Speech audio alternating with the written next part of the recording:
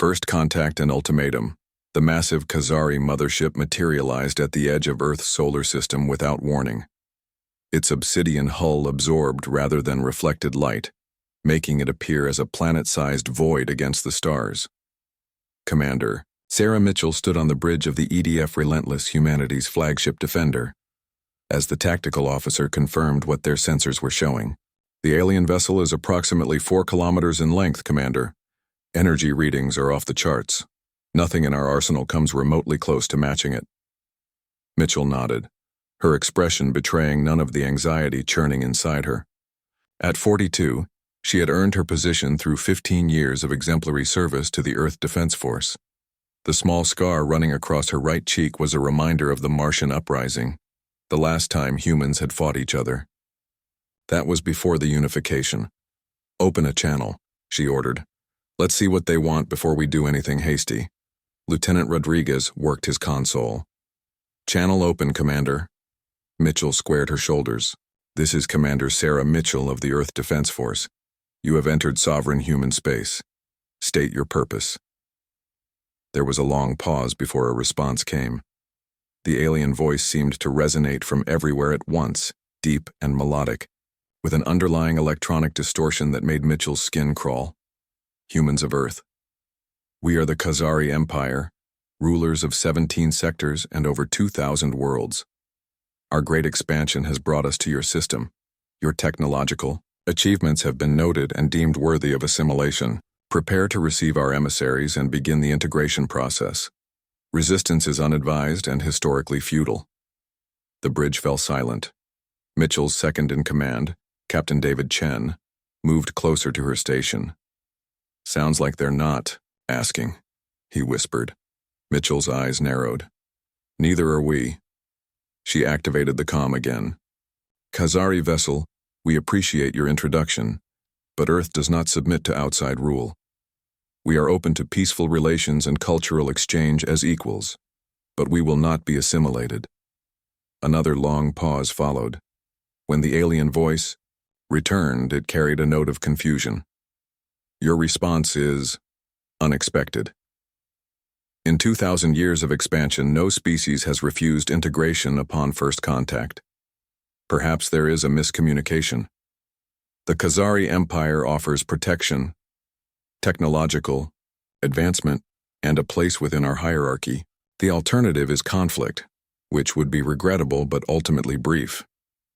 Mitchell felt a cold determination settling in her chest. There is no miscommunication. Humans value their freedom above all else. If you want this system, you'll have to take it by force. And I should warn you, humans have been fighting wars against each other for our entire history. We've gotten very good at it. "Is that a threat, Commander Mitchell?" The alien voice had lost its melodic quality, turning sharp and cold. "It's a fact, and a warning." The communication ended abruptly.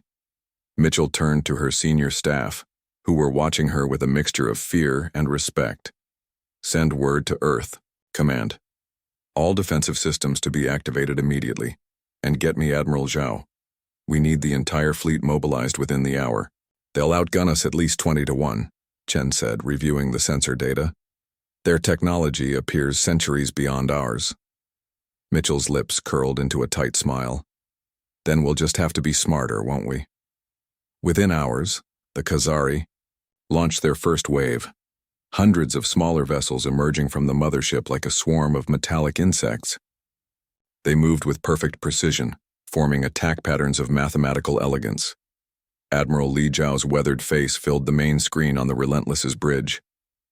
At 65, he was the most experienced military mind Earth had to offer, with a reputation for unconventional thinking. "They're deploying exactly as the simulations predicted," Zhao said. "Perfect textbook formations, no deviation. It seems the Khazari prize order and symmetry in their battle doctrine." "Which gives us our opening," Mitchell replied.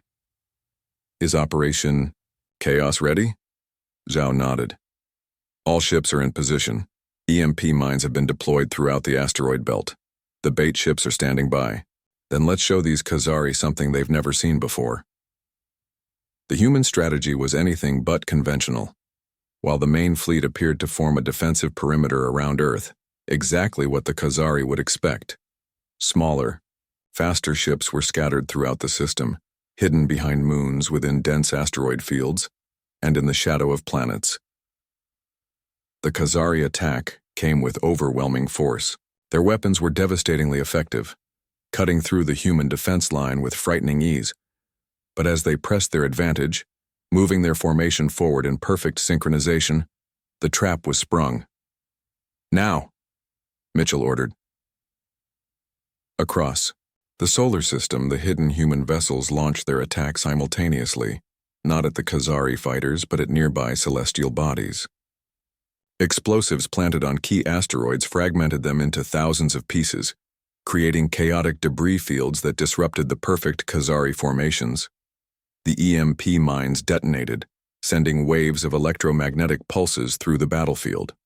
The effect was immediate. The Khazari ships, so perfectly coordinated before, suddenly seemed to falter. Their formations broke apart as they tried to avoid the debris and recover from the electronic interference. "They don't know how to adapt," Chen observed, watching the tactical display with growing hope. "Their combat protocols can't handle the chaos." Mitchell nodded. "Exactly. Now for Phase 2. The human fleet suddenly dispersed, breaking all conventional formation. Instead of maintaining a unified defense, each ship began operating independently, using erratic, unpredictable maneuvers. Some charged directly at the largest Khazari vessels, while others performed seemingly random attack patterns.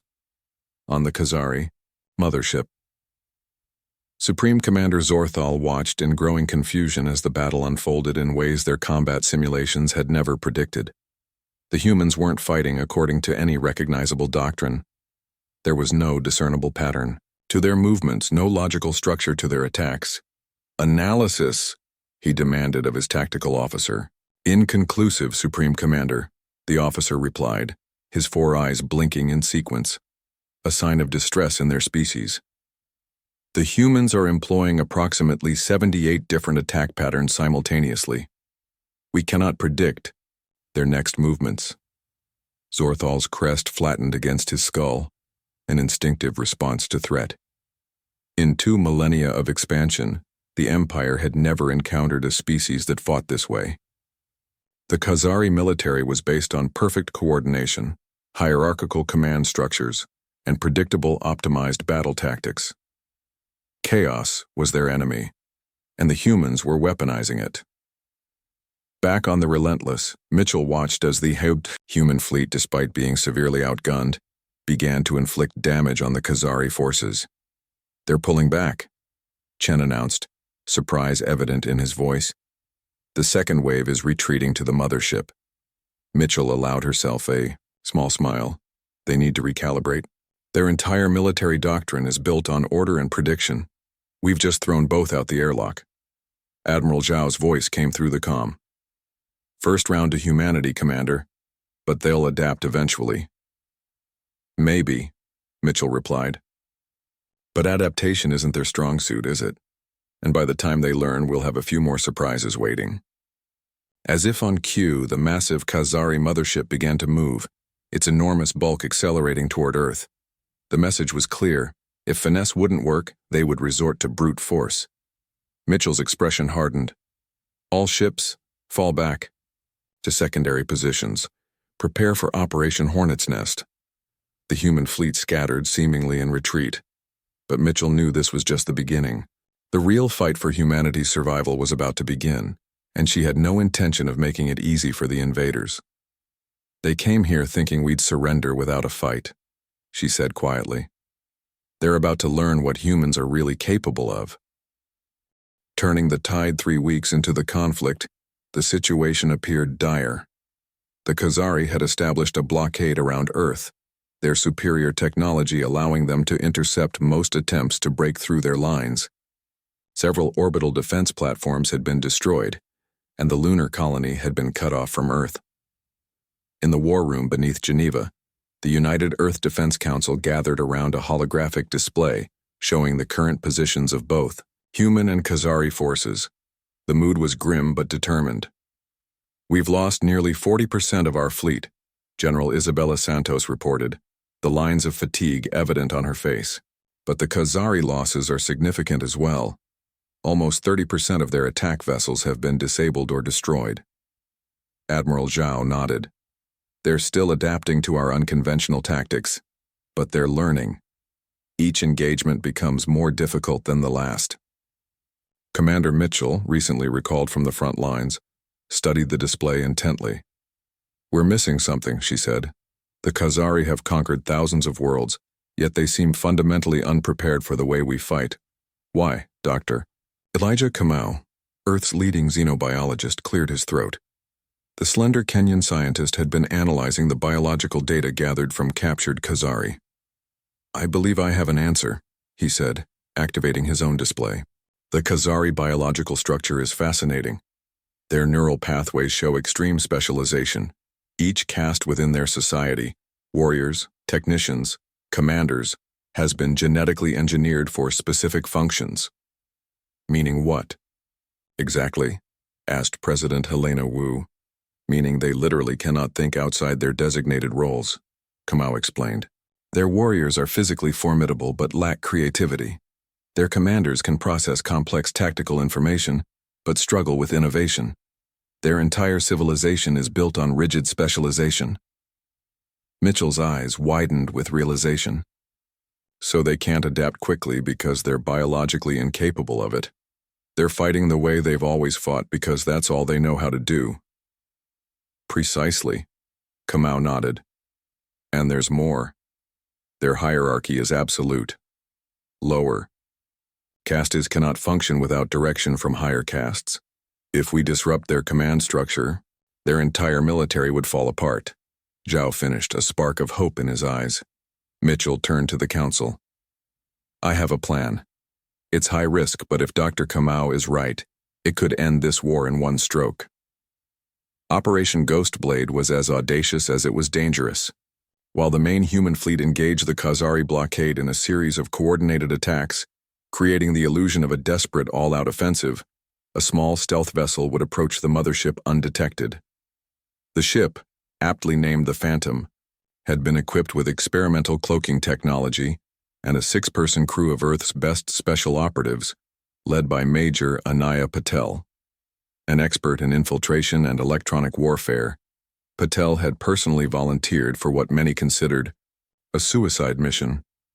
The Phantom slipped through the chaos of battle, approaching the mothership from beneath, where the Khazari sensors were weakest. Using the massive ship's own energy emissions as cover, they attached to the hull near what intelligence suggested was a maintenance airlock. We're in position, Patel reported through a heavily encrypted channel. Beginning breach sequence. Inside, the mothership Supreme Commander Zorthal was growing increasingly frustrated. The humans' erratic combat style had forced the Khazari to abandon many of their traditional battle doctrines. The warriors were confused by constantly changing orders, and efficiency had dropped to unacceptable levels. Status report, he demanded. His tactical officer's response was interrupted by a sudden power fluctuation. The lights dimmed momentarily before returning to normal. Minor system fluctuation, Supreme Commander, a technician reported, likely feedback from the battle. Zorthal accepted the explanation without question. The thought that humans might have infiltrated the mothership simply did not occur to him. Such an action would be too reckless, too individualistic for any species to attempt against the Empire. Meanwhile, Patel's team moved swiftly through the alien vessel. The interior was surprisingly open, designed for efficiency rather than security. Using data gathered from captured Khazari technology, they navigated toward the central command node. They have almost no internal security, Lieutenant Omar Reyes whispered as they hid from passing warriors. It's like they've never considered the possibility of infiltration. They probably haven't, Patel replied. According to Dr. Kamau, the concept of individual initiative is foreign to them. Their entire society is built on compliance and hierarchy. The team reached a massive chamber filled with complex machinery. At the center was a crystalline structure pulsing with energy, the mothership's command core, which coordinated all Khazari forces in the system. Plant the devices as planned, Patel ordered. We're not here to destroy, only to confuse. The Boer devices were specially designed transmitters that would infiltrate the Khazari command network and issue contradictory orders simultaneously across all channels. If Dr. Kamau's theory was correct, the resulting confusion would paralyze the entire Khazari military structure. Back on Earth, Mitchell watched the battle with growing tension. The human fleet was taking heavy losses, but they only needed to hold out long enough for Patel's team to complete their mission. "Any word from the Phantom?" she asked. "Nothing yet, Commander," Chen replied. "But they should be in position by now." On the mothership, Patel's team had just finished planting the final transmitter when an alarm sounded. "We've been detected," Sergeant Lin announced, checking her scanner. "Security forces converging on our position." Patel nodded grimly. "Activate the devices. We'll hold them off as long as we can." With a touch of her control pad, all 12 transmitters activated simultaneously. Their effect was immediate. Throughout the mothership, communication systems began broadcasting contradictory commands: advance and retreat, attack and defend, power weapons, and stand down. In the command chamber, Zorthal watched in horror as his carefully coordinated battle plan disintegrated into chaos. Khazari ships were breaking formation, some firing on each other in confusion, others simply drifting, awaiting orders that made no sense. "What is happening?" he demanded, his crest fully erect in alarm. "Unknown. Supreme Commander?" His communications officer replied, all four eyes wide with distress. "We are receiving contradictory command protocols from multiple authorized sources." Zorthal struggled to comprehend the situation. In the Khazari hierarchy, orders were absolute. Contradictory commands were a logical impossibility. The concept of questioning orders or deciding independently which to follow simply did not exist in Khazari psychology. Outside, the human fleet recognized the sudden disarray in the enemy forces and pressed their advantage. Ships that had been holding back now surged forward, targeting key Khazari vessels with precision strikes. On the mothership, Patel's team fought desperately against overwhelming numbers, knowing their mission was already accomplished. The Khazari warriors, though individually formidable, attacked in predictable patterns that the human operatives had trained to counter. "Fall back to the extraction point," Patel ordered as they cleared another corridor. "The mission is complete." Against all odds, 4 of the 6 team members made it back to the Phantom. As they detached from the mothership, they witnessed the full extent of their success. The Khazari fleet, once a model of perfect coordination, had descended into complete disarray. In the central command chamber, Supreme Commander Zorthal made a decision unprecedented in Khazari history. With his fleet in chaos and no way to re-establish control, he opened a direct channel to the human command.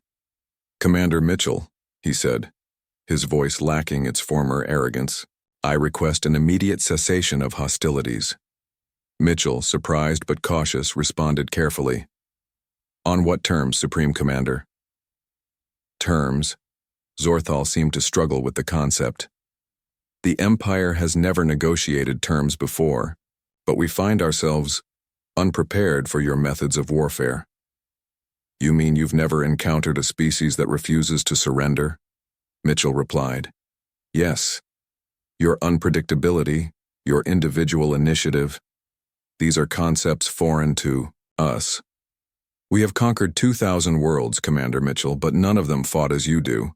None of them valued their freedom enough to risk everything for it." Mitchell allowed herself a small smile. "Then perhaps it's time for the Empire to learn a new way of interaction, one based on mutual respect rather than dominance and submission." There was a long pause before Zorthal answered. "Perhaps. The Empire has existed for millennia without change. But you humans have shown us that adaptation is sometimes necessary for survival." The peace negotiations that followed were unlike any in Khazari history. For the first time, the Empire treated another species as equals rather than subjects. Earth remained independent, establishing diplomatic relations with the broader galactic community on its own terms.